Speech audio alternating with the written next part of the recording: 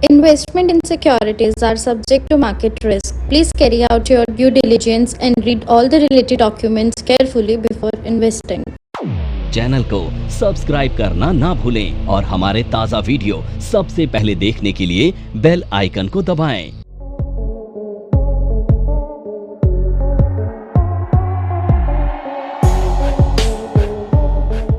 अब हम पहले एक बार टीजीएस को डिस्कस कर लेते हैं, जो रिमेनिंग पोर्शन था हमारा। फिर उसके बाद करेंगे सैलरी पे डिस्कस, फिर करेंगे। फिर मैं आपकी 14 लाख की इनकम को टैक्स फ्री कर दूंगा। देख लो, मज़ा आ जाएगा। ये टीडीएस के पॉइंट अज्यूम कर रहा हूँ कि आपने एक बार तो पढ़े ही हैं। अब इस बजट में, बजट 2025 फाइनेंस बिल 2025 में टीडीएस के रेट में अमेंडमेंट करी। लास्ट ईयर जो बजट 2024 आया था, फाइनेंस एक्ट 2 बन गया बाद में, उसमें उन्होंने कुछ सेक्शन में टीडीएस के रेट कम करे थे। अब की बार रेट नहीं छड़े हैं, लेकिन लिमिट चेंज कर दी है। मतलब सरकार टीडीएस को भी रैशनलाइज कर रही है, क्योंकि गवर्नमेंट के पास, हालांकि टीडीएस से गवर्नमेंट के पास पैसा आता है। हमने जब टीडीएस पढ़ा था तो वहाँ पढ़ा था कि टीडीएस गवर्नमेंट लाई इसलिए थी, एक तो कंप्लायंस होती है, जो लोग टाइम पे अपनी आईटीआर नहीं भर रहे थे, इनकम कमा रहे थे, आईटीआर नहीं भर रहे थे, वो लोग सामने आते हैं। दूसरा ये होता है ड्यूरिंग द ईयर गवर्नमेंट को रेवेन्यू भी आता है। लेकिन वही मैं आपको जैसे कल बता रहा था कि गवर्नमेंट के ऊपर रेवेन्यू का प्रेशर से ज़्यादा प्रेशर था कि इकोनॉमी में क्रंच आ गया, लोगों के हाथ में लिक्विडिटी का क्रंच आ गया। अब टीडीएस कम करने से गवर्नमेंट की इनकम ड्यूरिंग द ईयर कम होगी, लेकिन अगर मान लीजिए मेरा पूरे साल में जो इनकम है, मान लीजिए उसके ऊपर इनकम टैक्स बना मेरा 2 लाख रुपए और मेरा टीडीएस कटा है 50,000 रुपए, क्योंकि कहीं पे लिमिट रिवाइज हो गई और कहीं पे रेट रिवाइज हो गए, तो मान लीजिए मेरा जो टीडीएस कटा वो 50,000 कटा, तो अल्टीमेटली मुझे देने तो अभी 1.5 लाख रुपए है ना गवर्नमेंट को। जब मैं आईटीआर भरूंगा तो गवर्नमेंट को आईटीआर भरूंगा तो 1.5 लाख दूंगा। दूसरी चीज, अगर मैं ये टैक्स दूंगा आईटीआर भरते के टाइम पे, तो मुझे इस टैक्स पे 234BC का इंटरेस्ट भी देना पड़ेगा, शॉर्ट पेमेंट और non payment of advance taxes. तो यानी कि गवर्नमेंट ने पता क्या काम करा, आपको एक तरीके से आसान बना दिया, दूसरी तरह से दिक्कत भी कर दी। दिक्कत इन द सेंस कि आपको एक सब्जेक्ट, एक कंसेप्ट है एडवांस टैक्स, जिसमें आप ड्यूरिंग द ईयर टैक्स पे करते हो, है ना। तो अगर टीडीएस की मान लीजिए ड्यू टू रिवाइज लिमिट और रिवाइज रेट्स आपका टीडीएस 50,000 ही कट पाया, लेकिन आपको ध्यान रखना है कि आपके ऊपर एडवांस टैक्स की लायबिलिटी तो नहीं आ गई। एडवांस टैक्स की लायबिलिटी क्या आती है, your total tax minus TDS minus TCS. अगर ये सब मिला के एक्सीडिंग 10,000 है, तो अब आपको एडवांस टैक्स जमा कराना है। कंपनीज को साल में 4 बार, इंडिविजुअल को साल में 3 बार एडवांस टैक्स जमा कराना है, जो आपकी इस फाइनल टैक्स लायबिलिटी के नियर अबाउट होता है, वहीं पहुंच जाओगे आप। एडवांस टैक्स की कंप्यूटेशन ऐसे बनाई गई है, आप ड्यूरिंग द ईयर पे कर दोगे गवर्नमेंट को टैक्स, और वो इस 2 लाख के आसपास ही होगा, है ना। इसका 97-98% के आसपास आप जमा कर चुके होते हो, क्योंकि वो प्रोविजनल बेस पे एस्टिमेटेड इनकम होती है। अगर मान लीजिए, क्योंकि लास्ट इंस्टॉलमेंट 15 मार्च को चली जाती है एडवांस टैक्स की, हो सकता है कि 15 मार्च के बाद कोई आपके पास विंडफॉल गेन आ जाए, कोई बड़ा ऑर्डर है जिसकी वजह से अचानक प्रॉफिट शूटअप कर जाए, तो एक अलग बात है। नहीं तो अगर जब फ्लो में एक ही लेवल से जब ग्रोथ चल रही है, तो आप इसके 97-98% के आसपास का टैक्स तो आप जमा ही करा चुके थे। अब यानी कि क्या है कि गवर्नमेंट ने बोला टीडीएस तो नहीं कटेगा, मेरी फाइनल इनकम पे टैक्स, मेरा एस्टिमेटेड टैक्स मेरा बनता है 2 लाख रुपए और एस्टिमेटेड टीडीएस कटेगा 50,000 रुपए, तो टीसीएस मान लीजिए मेरे केस में लगता नहीं है, तो मेरा एक्चुअल टैक्स लायबिलिटी जो बैलेंस टैक्स लायबिलिटी कितनी है, 1.5 लाख। तो अब मुझे ये 1.5 लाख साल में, अगर मैं इंडिविजुअल हूँ, 3 किस्तों में टीडीएस जमा कर, एडवांस टैक्स में जमा करना है, तो अगर कहीं वहां कंपनी से नहीं कटा तो मुझे 3 बार में जमा करना पड़ेगा ना, 15 सितंबर, 15 दिसंबर और 15 मार्च में। तो ये है कि कुछ टाइम पीरियड के लिए मेरे हाथ में लिक्विडिटी बढ़ी, लेकिन अल्टीमेटली टैक्स लायबिलिटी मुझे पे करनी है गवर्नमेंट को। अगर ये टीडीएस मान लीजिए दूसरे केस में ये लिमिट रिवाइज नहीं होती, रेट रिवाइज नहीं होते और टीडीएस कट जाता मेरा 1,20,000 रुपये, तो मुझे कितना जमा करना था, 80,000 रुपये। यही पैसा मैं एडवांस टैक्स में जमा करता, इसी का 98-99% के आसपास का मैं 80,000 एडवांस टैक्स में जमा करता। मतलब ड्यूरिंग द ईयर मेरे हाथ से टैक्स तो फिर भी चला जाएगा, है ना। टीडीएस, अगर गवर्नमेंट ने टीडीएस के रेट को रैशनलाइज कर दिया, लिमिटेड अब आपका रेट कर दी, रेट चेंज कर दिए, का रेट कम कर रहे हैं, लिमिटें बढ़ाई है ताकि आपका टीडीएस कम कटे। अब एक तरफ तो ये हुआ कि आपका टीडीएस कम कटा, है ना। अब क्या होगा कि आपने मान लीजिए जैसे इंडिविजुअल हो, तो इंडिविजुअल को पहली इंस्टॉलमेंट 15 सितंबर तक पे करनी है, तो ठीक है, जो अप्रैल से लेकर सितंबर तक का आपका टीडीएस कटना था वो नहीं कटा, उतना पैसा आपके हाथ में, वर्किंग कैपिटल हाथ में आ गया, लिक्विडिटी आपके हाथ में आ गई। लेकिन 15 सितंबर तक तो आपने उतनी इनकम पे टैक्स जमा करना ही पड़ेगा ना। तो ठीक है, आपके पास 3-3 महीने का वर्क फ्लो, कैश फ्लो बढ़ जाएगा, लेकिन अल्टीमेट टैक्स लायबिलिटी आप ही की है। 2 लाख आपको पहले भी देते थे, टीडीएस घटा के दे रहे थे, पहले टीडीएस घटा के 80,000 देते थे, अब टीडीएस कम हो गए तो 1.5 लाख एडवांस टैक्स रूप में दे दोगे। लेकिन हाँ ठीक है, कुछ टाइम बीइंग के लिए आपको फॉर द टाइम बीइंग आपके पास कैश फ्लो की लिक्विडिटी बढ़ जाएगी, वो बात है, उसमें कोई डाउट नहीं है। लेकिन अल्टीमेट वो टैक्स लायबिलिटी आप ही की है। आपको अगर टीडीएस घटाने के बाद और टीसीएस घटाने के बाद 10,000 से ज़्यादा टैक्स बनता है, estimated tax during the year, 3 instalment individual, 4 instalment company, आपको एडवांस टैक्स फिर भी जमा कराना है। मतलब आपके हाथ से टैक्स चला ही जाएगा during the year he. ITR भरने तक तो केवल नाम मात्र का टैक्स रह जाता है। और अगर वो ज़्यादा अमाउंट होगा, डिफरेंस ज़्यादा होगा, तो डेफरमेंट में 234B और 234C का टीडीएस टैक्स इंटरेस्ट लगता है उसके ऊपर, डेफरमेंट ऑफ और non payment of advance taxes. हाँ, 10,000 से ज़्यादा हो और आपने एडवांस टैक्स जमा नहीं करा रहा हो तो डेफरमेंट ऑफ इनकम टैक्स लग जाएगा, डेफरमेंट टैक्स 230 सेक्शन 234B और 234C में, है ना। तो यानी कि आप अगर 1,80,000 रुपये का टैक्स जमा नहीं, 1,50,000 रुपये का टैक्स जमा नहीं करा रहे हो, आईटीआर जुलाई में भरते टाइम टैक्स जमा कराने जाओगे तो आपको BC का इंटरेस्ट देना पड़ेगा, यानी कि टैक्स आपको अपनी जेब से देना है। ठीक है, पहले वहीं कट जाता था, आपको 3 महीने बाद देना है, वो पैसा 3 महीने आप अपने पास रख पाओगे। तो ये ध्यान रखना कि टीडीएस कटने से आपको लॉन्ग लास्टिंग बेनिफिट नहीं हुआ, टाइमिंग बेनिफिट तो हुआ, ये बात तो है, इसमें भी कोई डाउट नहीं है। टाइमिंग आपके पास लिक्विडिटी तो बढ़ेगी। तो पहला सेक्शन जिसमें अमेंडमेंट प्रपोज करा है वो है 193 इंटरेस्ट ऑन सिक्योरिटीज। पहले इंटरेस्ट ऑन सिक्योरिटीज में कोई थ्रेशोल्ड नहीं थी, कोई 1 रुपए का इंटरेस्ट पे करोगे तो टीडीएस कट जाता था। लेकिन अब कितना कर दिया, 10,000 रुपए के बाद, अगर इंटरेस्ट ऑन सिक्योरिटी 10,000 है तो उसके बाद टीडीएस कटेगा, उससे पहले टीडीएस नहीं कटेगा। अब सिक्योरिटीज क्या होती है, जो गवर्नमेंट और स्टेट गवर्नमेंट बॉन्ड इशू करती है, प्राइवेट कंपनियां जो डिबेंचर इशू करती है, उनको कहते हैं सिक्योरिटीज। अगर उस पर ब्याज मिलेगा तो, क्योंकि डिबेंचर्स पे ब्याज मिलता है, बॉन्ड्स पे ब्याज मिलता है, तो उस पर टीडीएस कटता है ना। अगला क्या है 194A interest other than interest on securities, यानी कि जो ऊपर 193 वाला इंटरेस्ट है उसे छोड़ दो, उसके अलावा। पहले क्या होता था, उस इंटरेस्ट पे अगर आपको बैंक या पोस्ट ऑफिस ब्याज दे रहा है तो पहली लिमिट ये थी, आप पढ़ के आए हो 194A में, है ना, जब टीडीएस पढ़ा था हमने, तो सीनियर सिटीजन की इनकम पे 50,000 रुपए तक की इनकम पे कोई ब्याज नहीं कटता था। बैंक पे इंटरेस्ट पे करने वाला बैंक और वो होना चाहिए पोस्ट ऑफिस वगैरह, है ना। अगर मान लीजिए आपने मुझे पैसा दिया है ब्याज पे, है ना, और अब मैं आपको ब्याज पे कर रहा हूँ, आप एक कंपनी हो, ठीक है, सॉरी आप एक कंपनी हो, आपने मेरे से लोन लिया इंडिविजुअल से, अब आप मुझे हर महीने ब्याज दोगे, तो मेरे पास वो 50,000 वाली लिमिट नहीं थी, मेरे पास फिर वो 5,000 वाली लिमिट थी, ये वाली, है ना, 194A में। ये ब्याज कब है, जब ब्याज देने वाला बैंकर है। अगर बैंक आपको ब्याज दे रहा है तो बैंक के ऊपर ये लिमिट एप्लीकेबल होती थी। पे इज बैंक, कोऑपरेटिव सोसाइटी और पोस्ट ऑफिस। अगर कोई बैंक है, कोऑपरेटिव सोसाइटी है या पोस्ट ऑफिस है, वो आपके डिपॉजिट पर आपको ब्याज देते हैं तो 50,000 रुपए तक का टीडीएस नहीं काटते थे सीनियर सिटीजन का, अदर देन सीनियर सिटीजन का 40,000 तक ब्याज नहीं, टीडीएस नहीं काटते थे। लेकिन अगर आपस में कोई कंपनी को ब्याज दे रही है, कोई इंडिविजुअल किसी कंपनी को ब्याज दे रहा है या कोई कंपनी किसी इंडिविजुअल को ब्याज दे रही है, तो 5,000 से ऊपर पे टीडीएस भी कट जाता था 194A में, है ना। इन तीनों लिमिट को चेंज कर दिया। सीनियर सिटीजन की वो लिमिट 1 लाख कर दी, अदर देन सीनियर सिटीजन की 50,000 कर दी, और ये जो वो थे इंडिविजुअल्स उनके 10,000 कर दी।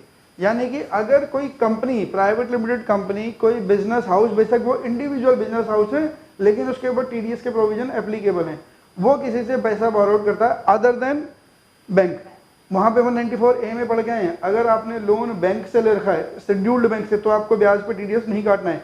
194A में हमने पढ़ा था, अगर आपने ब्याज पे पैसा लिया है तो from the scheduled bank there is no need to deduct the TDS under section 194A, चाहे लिमिट 5,000 थी और ब्याज आप 50,000 रुपये का दे रहे हो। लेकिन ये क्या था कि ABC लिमिटेड ने मिस्टर ए से लोन ले लिया, अब मिस्टर ए को ब्याज देगा तो टीडीएस कितने पे काटते थे हम, 5,000 पे काटते थे, वो लिमिट बढ़ा के कर दी 10,000।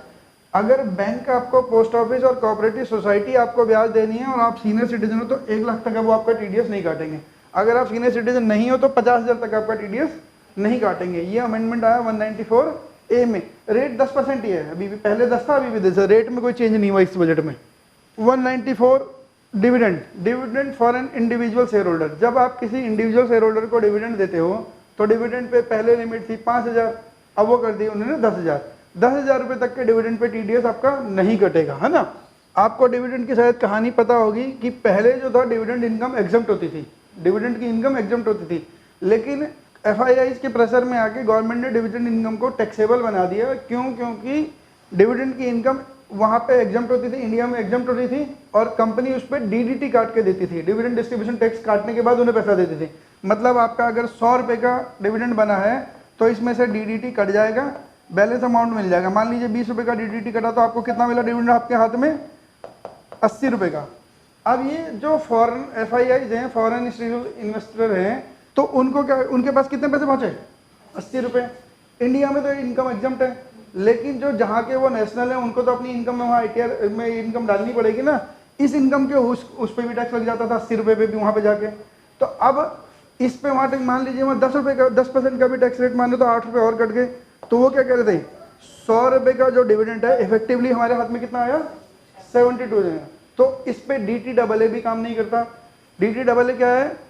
डबल टैक्सेशन अवॉइडेंस एग्रीमेंट, जो बहुत सारी कंट्रियों के साथ इंडिया का है, इंडिया के साथ और कंट्रियों का है। Double taxation avoidance agreement DTAA क्यों काम नहीं कर रहा? DTAA कहता है अगर मान लीजिए किसी इंडिविजुअल ने किसी दूसरी कंट्री में टैक्स दे दिया तो वो उसी टैक्स को अपनी कंट्री में क्लेम कर सकता है, दोबारा उस इनकम पे देना नहीं पड़ेगा।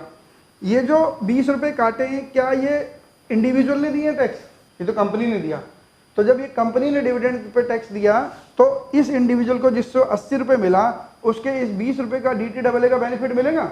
नहीं मिलेगा, क्योंकि वो कंट्री क्या कह रही है, भाई ये ₹20 तुमने दिया, दिखाओ जरा अपने सर्टिफिकेट दिखाना तुम्हारे नाम पे इशू हुआ वहां से कंट्री से। नहीं, ये तो कंपनी के नाम पे इशू, कंपनी ने दिया।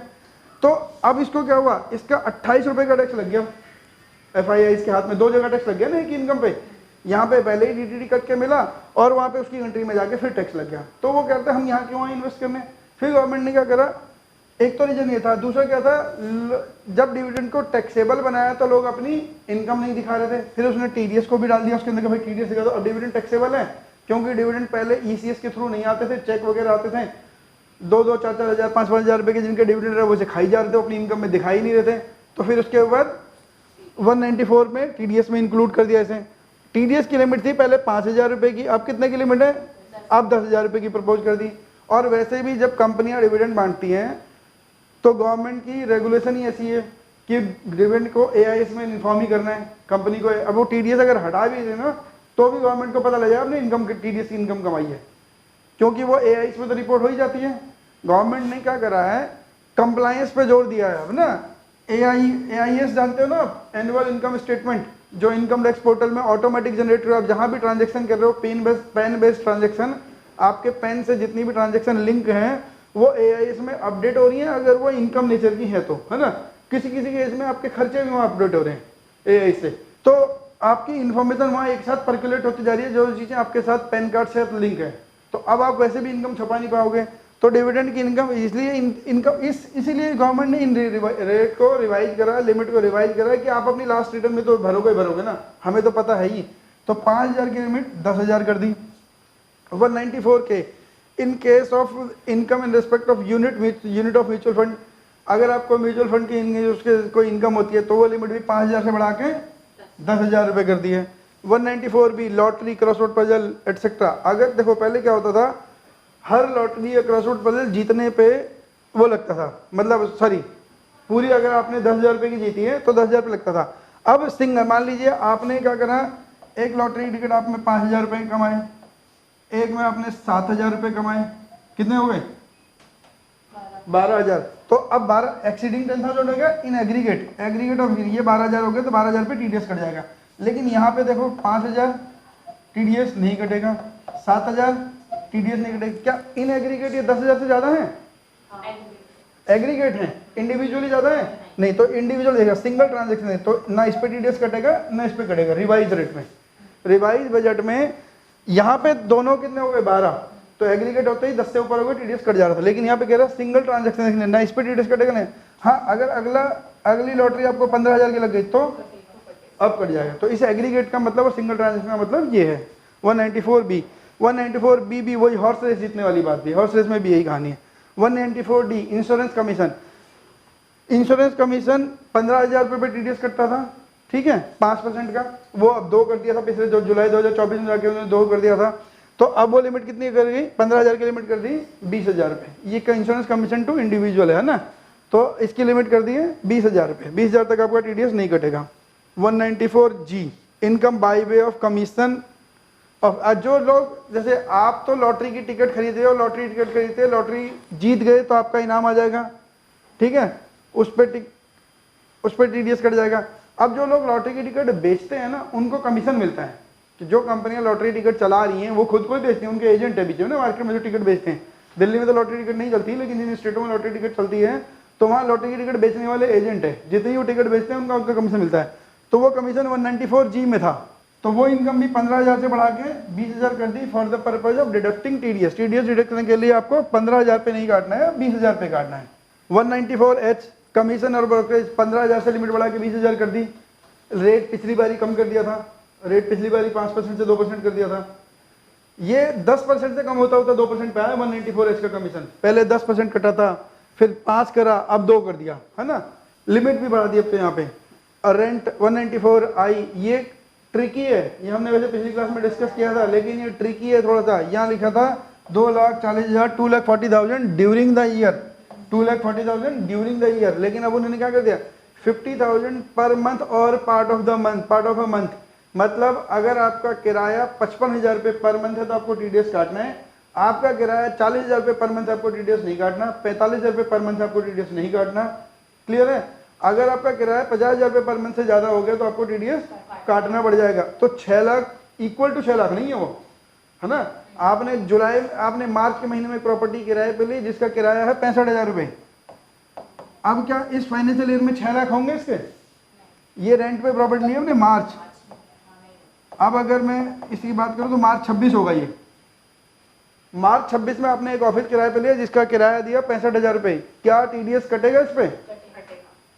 हाँ जी, ऑनलाइन वाले बच्चों टीडीएस तो 6 लाख वाली बात, 6 वाली बात गलत है, अधूरी है ना। तो आपको बस ध्यान रखना है कि मंथली रेंट है, बल्कि हाँ जिनका किराया 50,000 से नीचे है वो 6 लाख वाले का फायदा उठा सकते हैं। लेकिन अगर आपका मंथली किराया 50,000 से ज्यादा है तो फिर आप उसका फायदा नहीं उठा पाओगे। अच्छा, आपने एक शॉप ली है किराए पे फ्रॉम मिस्टर ए, जिनको किराया दे रहे हो आप 35,000 रुपये महीने का। एक गोडाउन लिया है, ये भी मिस्टर ए से लिया है, इसका किराया दे रहे हो आप 30,000 रुपये पर मंथ। ये लिए हैं जुलाई 25 से। क्या टीडीएस कटेगा इन पे? हाँ जी, टीडीएस कटेगा क्या? दोनों जोड़ के। प्रॉपर्टी दो अलग अलग लेने से मतलब नहीं है, एसएससी दोनों एक है जिसको आप किराया दे रहे हो। तो टोटल किराया कितना दे रहे हो आप उसे? तो अब आप उसका टीडीएस काट लोगे, है ना, ये वाला टीडीएस काट लोगे। तो ध्यान रखना है कि एसएससी नहीं एसएससी बदलेगा तो गड़बड़ होगी। अगर गोडाउन शॉप ए से लिया, गोडाउन बी से लिया, तो अगर ये गोडाउन बी से लिया तो अभी तो किराया 65,000 दे दो। ये शॉप ली ए से, गोडाउन लिया बी से, तो किराया 65,000। अब टीडीएस कटेगा? अब नहीं कटेगा, क्योंकि जो रेंट पे जिनको रेंट मिल रहा है वो लोग अलग अलग हैं। दोनों में से किसी की भी रेंट 50,000 से ज्यादा नहीं हो रहा है। तो 194I में ये चेंज है ना। नमस्कार दोस्तों, क्या आप स्टॉक मार्केट में शुरुआत करने का सोच रहे हैं और क्या आपको यह समझ में नहीं आ रहा है कि आपकी शुरुआत कहां से होनी चाहिए? तो मैं आपको एक ऐसा कोर्स सजेस्ट करने जा रहा हूं जो आपकी लाइफ चेंज कर सकता है। और मैं बात कर रहा हूं NIFM का advance level of smart investor course की, जो आपकी लाइफ चेंज कर सकता है। जी हां, आपने सही सुना, NIFM आपके लिए लेके आया है एक ऐसा शानदार कोर्स जो आपको बताएगा कि किस तरह से आप स्टॉक मार्केट में सक्सेसफुली पैसा कमा सकते हैं। और ये कोर्स है advance level of smart investor. Advance level of smart investor course आपको हर छोटी से छोटी और बड़ी से बड़ी मार्केट की बारीकियों के बारे में जानकारी देता है, और ये सभी जानकारियां आपको इस मार्केट में पैसा कमाने में बहुत ज्यादा मददगार साबित होती हैं। तो इस कोर्स को करने के बाद आप मार्केट में सक्सेसफुल ट्रेडर और सक्सेसफुल इन्वेस्टर बन सकते हैं।